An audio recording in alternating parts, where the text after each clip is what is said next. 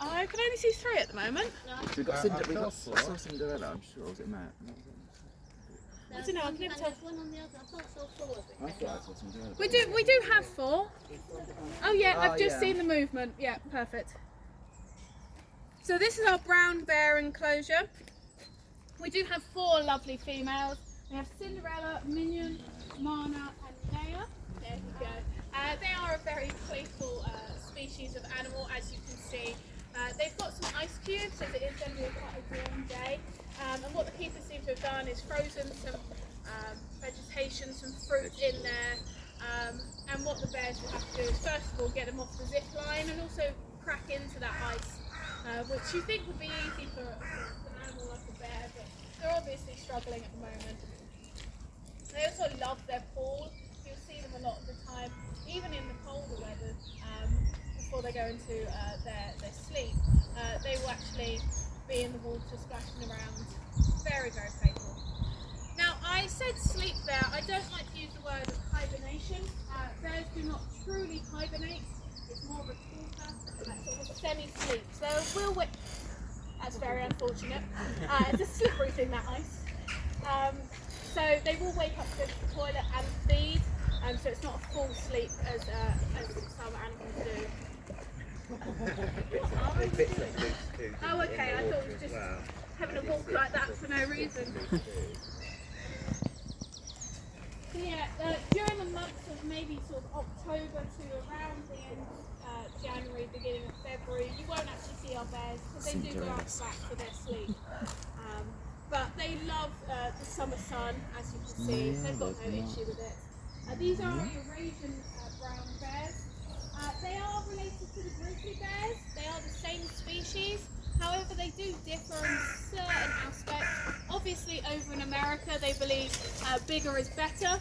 That applies to their bear species as well. So you may be looking at our brown bears going, that's a lot smaller than I thought it was going to be. That's because you often see the grizzly bears on TV, not these guys. And they are quite big compared to our little girls. Yeah, just a slide.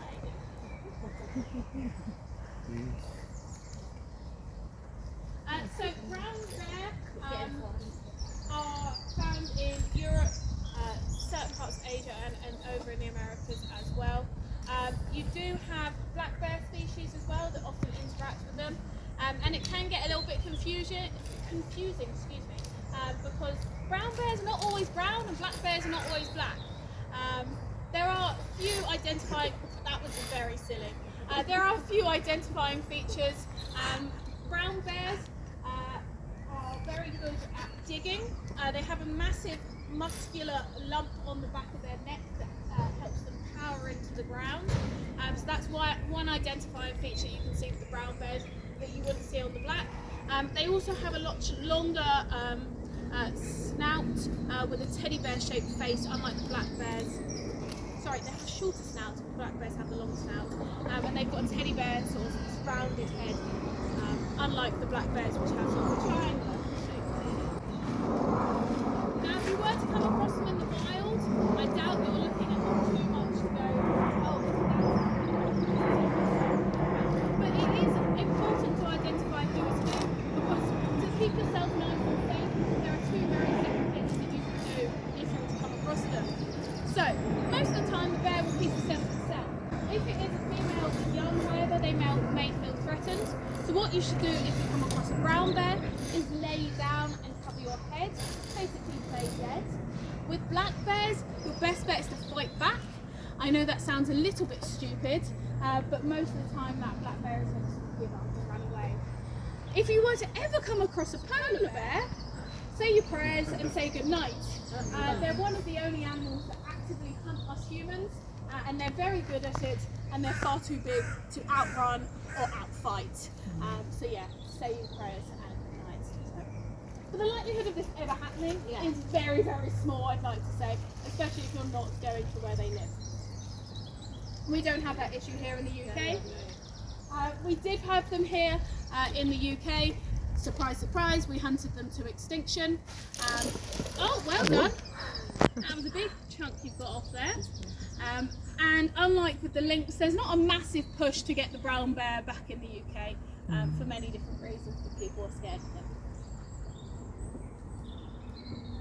There is no reason to really be scared of them. They're not that carnivorous, although they've got massive canines. They are predominantly vegetarian. So as you can see in the blocks of ice, they've actually got vegetables, fruit, things like that. They will supplement their diet with meat from time to time, but predominantly it's roots and berries that they will feed on out in the wild. Over in America, they have loads of fish as well. Very good salmon fishers, in fact. Their European cousins haven't quite worked that out yet. A little bit slower, but I'm sure they'll get there one day.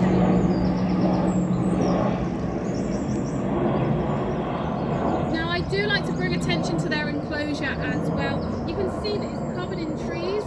That's to help them hide. They also do like to climb up into them, which is very funny to try and see a bear climb. They are very good at it, and they will just sit in the smallest of branches that you think is going to crash. And they just a very sudden drop to the floor. But yeah, they're very good at climbing. Very good at swimming.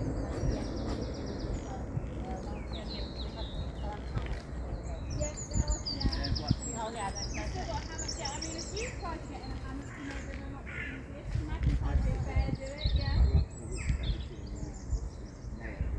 Yeah.